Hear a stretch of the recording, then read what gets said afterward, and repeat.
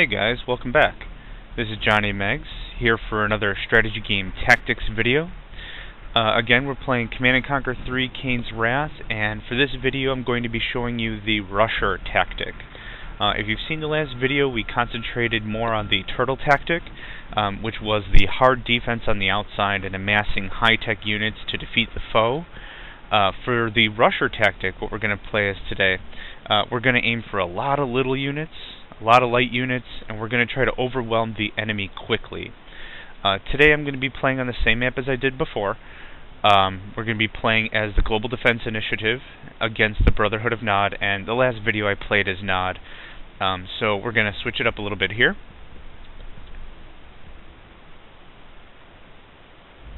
Now again, for this game, or at least this match, rusher works fairly well. I don't use it very much, but it's a respected tactic, very useful. So again, we're just going to go for a lot of little units. We're going to try to keep the enemy off balance. Every moment that we have forces in their base, that gives us time to expand our economy, expand our infrastructure, that sort of a thing. So we're going to go ahead, start with the refinery first, which will underpower us, but that's going to give our harvester a few more seconds to get Tiberium moving a little faster. Construction complete. New construction options. Building. The power plant. Construction complete. Right away I'm going to go to a war factory.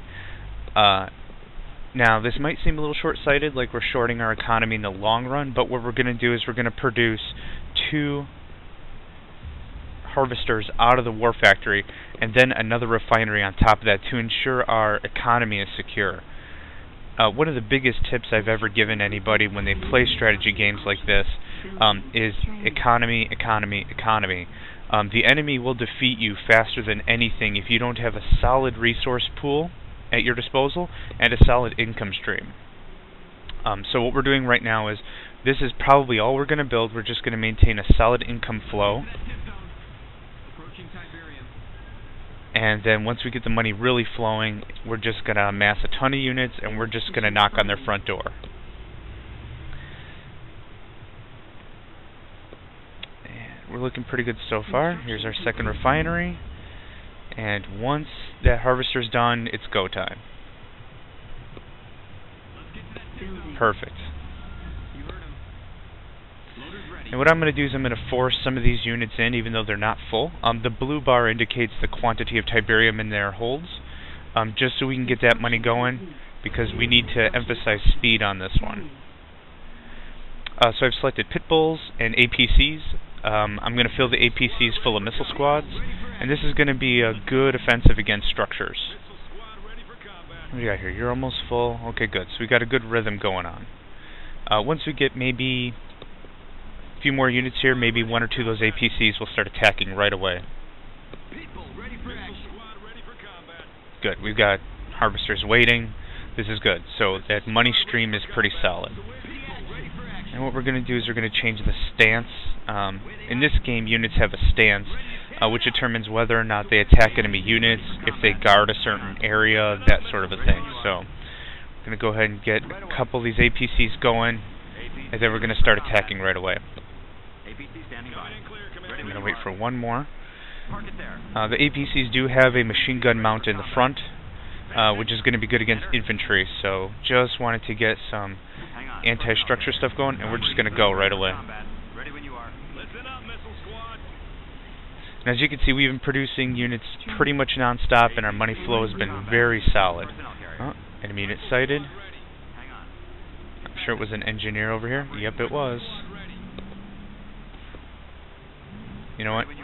He's going to get to it too quickly. Let's back off.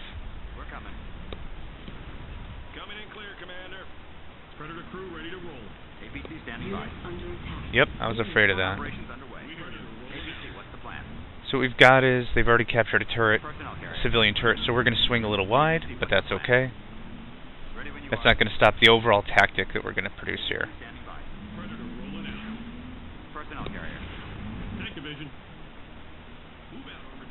Just use some waypoints.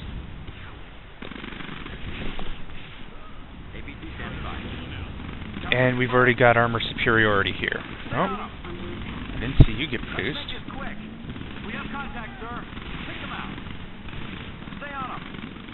And they have another war factory somewhere.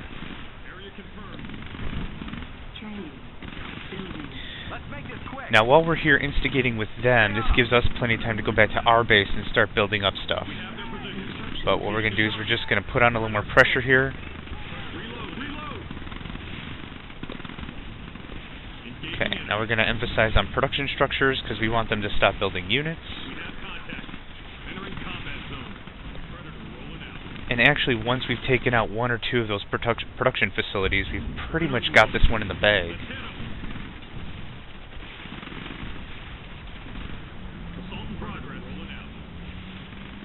Take a look, see what else they got here. Construction complete. Building in progress. New construction options. Reload! Take them out! Targeting enemy. Okay, and look at that. Look at all those tanks we've already got. They haven't even produced a decent attack back, so this is the emphasis for the rusher. Is quick, get in their face, disrupt what's going on, and this mission's already in the bag. But we'll just go ahead and tidy up here. You know, we're going to forget about those refineries. We're going to go right to the MCV.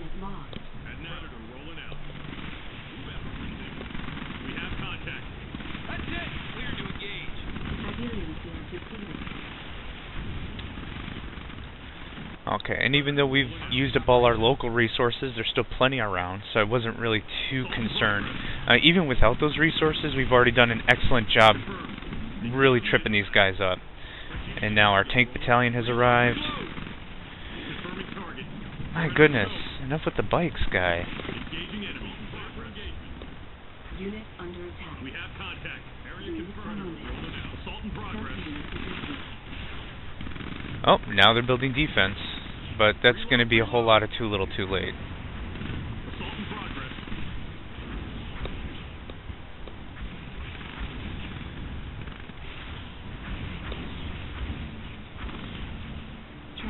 They're in our scope.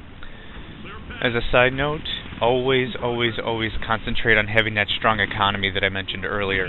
Even though we're very well in the lead, I don't mind building another harvester or two. My goodness. With the refineries, huh? And the war factories, God.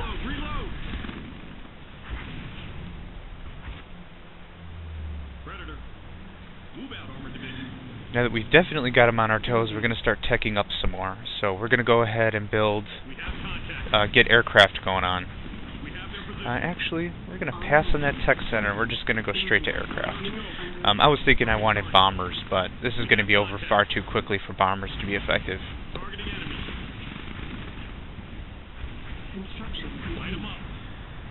Okay, this time they've got no means for construction. Victory is assured. Clear for engagement. They're in our scope. Reload! Engaging enemy. Worker ready for liftoff. Unit under attack. Assault in progress. And we'll have a...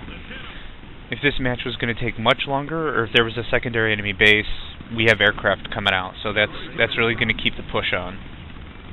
Worker ready for liftoff.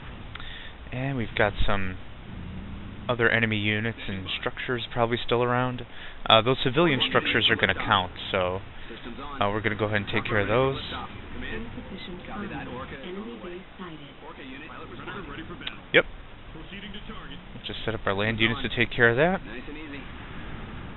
All systems go. Release the rocket. Worker ready for liftoff. Firing rockets now, sir. Excellent. Pilot responding. Channels open. Oh, you might as well come here and take a pot shot, huh? Target acquired. Poof! Ready to roll. We have their position. Tank division. Command. Orca ready, sir. Orca ready for liftoff. Enemy defeated. You are victorious. Perfect. Quick, straightforward, Very effective against one-on-ones or maybe even one-on-twos as long as you plan your strategy properly. I probably would not recommend such a tactic if it's a huge free-for-all, considering if you sent large amounts of your forces out, keeps you pretty much in the dark. You'd be pretty undefended. But let's go through the results pretty quick here. Again, emphasis on units. We held a majority of units, 90% of the battle here. Just about. Structures, fairly flatline, no jumping up. So we didn't do any defensive structures. The only thing we really did was attempt to tech up later in the game. Fairly straightforward there. Resources, neck and neck with the opponent. If not, we stayed above, aside from the last part. In retrospect, they did have a bunch of refineries, so refineries come extra harvesters, that sort of thing, so it makes sense they were able to bleed out more credits in that last bit. And last but not least, here's our stats. Really nice 6.43 kill to death ratio, so for every 1 unit of ours, we killed 6.43 units.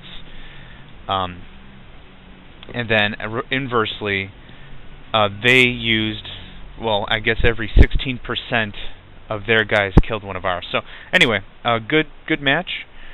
Let me know if you guys have any questions or requests right in the comments, and I'll catch you later.